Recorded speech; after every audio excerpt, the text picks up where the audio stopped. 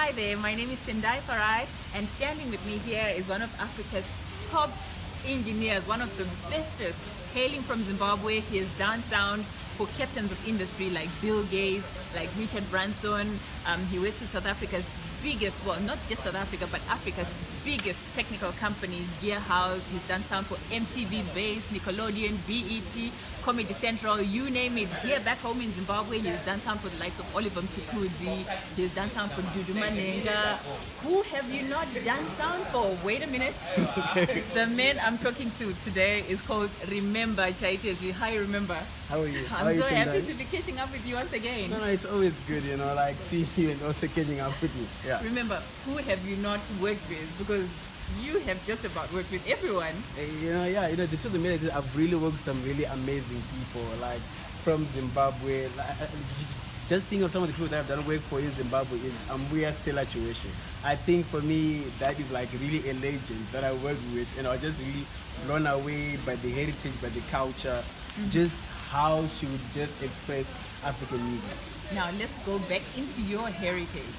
When you first started sound engineering, is this the picture that you had of sound? Did you know that this is how far you would go? I never really had this picture of sound engineering, but I think having done some people like Oliver Mtukudzi, I just started seeing what excellence was working for them, and then also doing the jazz festival in Zimbabwe and seeing other artists from other parts of the world, like from America coming to Zimbabwe, and also seeing engineers from America coming to Zimbabwe. I just started saying, how things could be, and I think I then started kind of picturing bigger things for myself as well. This is once you were in it already, but take me back to the day that you sat down and you decided that you're going to be a sound engineer. What was the process? Is it a day that you were like, okay, what am I going to do with my life? Or it's something that you always knew? How did it start?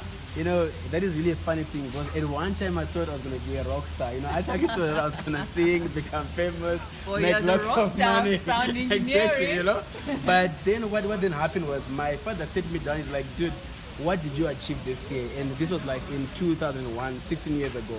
And basically that year I hadn't really achieved anything. And then he said to me, before this year ends, and this was like the 22nd of December, you must achieve something. And that day I then started thinking, yes, I wanted to become a singer. But then now I started thinking, me becoming a singer, becoming famous, that road didn't really look so vivid in my head.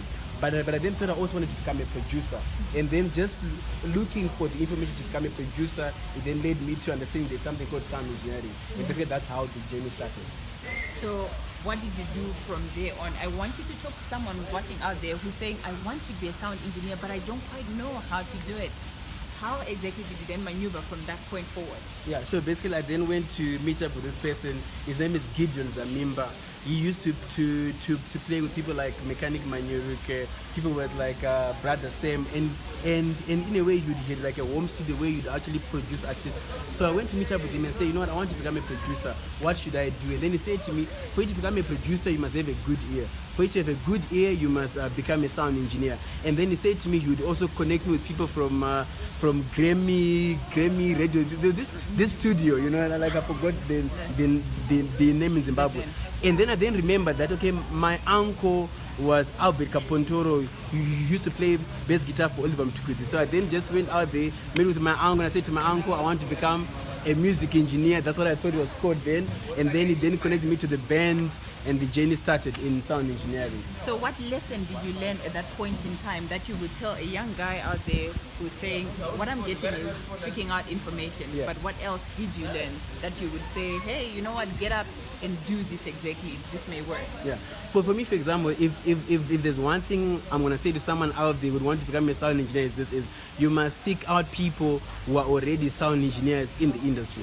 And also I'll just say, in your territory or in your region, you must seek out the people who are actually called some of the best in your territory. But when you seek out these people, they will teach you the right things first, which will basically accelerate how long it actually takes you to really become a good sound engineer, which is really the key thing. So basically, in other ways, what I'm just saying is just mentorship.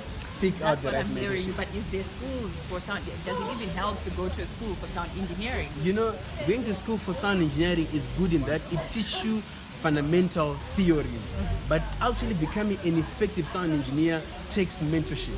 Because the people who teach most of the times in schools, they are really good in telling you technical things and theories and things like that.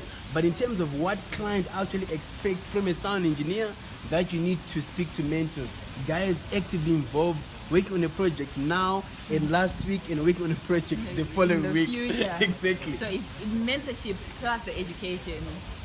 It's like that is like the best mix, because now you kind of have an understanding why you're doing the thing that you're doing from a theoretical point of view.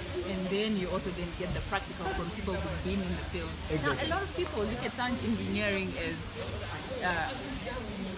I don't know, how did your father take it when you said you wanted to be a sound engineer? Because from my understanding, a lot of people are like, you want to be a sound engineer? Are you going to make money? And, you know, is it a business? Is it a job? What is it? Yeah. How has been your experience with regards to that? With my father, when I started sound engineering for all of them, he was like, you know what, my son, you must go do a proper course as well, you know. So I then did electrical and electronic engineering, just to make my father happy as well. But also that pressure from my father brought me as well to learn electronics, which then helped me as well in also sound engineering. For example, I can fix equipment in sound engineering, but I just don't really do that now. But it was really an added skill. So sound engineering in itself is a job. It is a job, it is a profession, but you must also understand that it is a young profession. Like accounting, for example, those professions are a bit older than sound engineering. So when you say I want to be an accountant, people understand. Exactly, you know, they actually get you. But to become a sound engineer, some people don't really get it.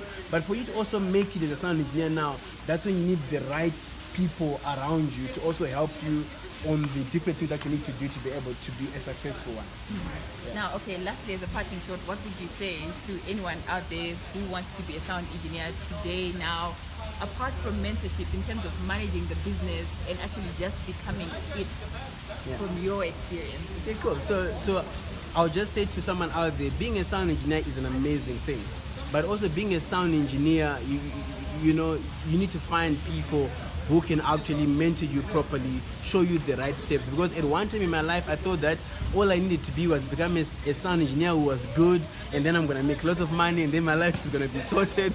But when I actually started working in the industry, you can be very good, but struggle, you know. So you need people who can actually show you the ropes. And again, you know what, being a sound engineer is a great profession, but also you need a really good balance. Because basically, for example, if you have financial responsibilities and you also want to become a sound engineer, you know what, sometimes you might be forced to actually get a job that you do that actually pays you every month, whilst you also studying sound engineering part-time, you know. But there's just a whole lot of different things. But the thing is there's a great opportunity for sound engineers across Africa, you know, great sound engineers across Africa, because I sometimes have got so many bookings that I cannot even really attend to all the different clients. So it's a great opportunity, and right now, you know, it is still starting out in Africa, and in that you can actually become a legend, you know, like people who are actually going to be read in like history books as far as the entertainment industry is concerned in Africa. Talking about, we can't let you go before you say this, talking about the great opportunities that you've met the greats of the world, you've Bill Gates, you've Richard Bransons, and you know, you've been to Mexico and done shows with thousands and hundreds of thousands of people. What's been your greatest experience in sound engineering? You know, I'll just say one of my greatest experiences was when I did this event in Mexico, right? And I'm like, the lights are on, people's hands are like in the air, and I'm just thinking, and I'm like one of like the few black people in that space, and I'm thinking, who would have ever thought that connecting speakers would make me fly around the world? I think for me, that's like one of the most like mind-blowing experiences. Yeah. Well, remember, thank you so much for your time. It's been great catching up with you. And that was Remember Chaitezvi telling us about his sound engineering work, his sound engineering business in Zimbabwe and around Africa. He is one of the best. He is one of the greatest. My name is Tendai. Thank you once again. Cool.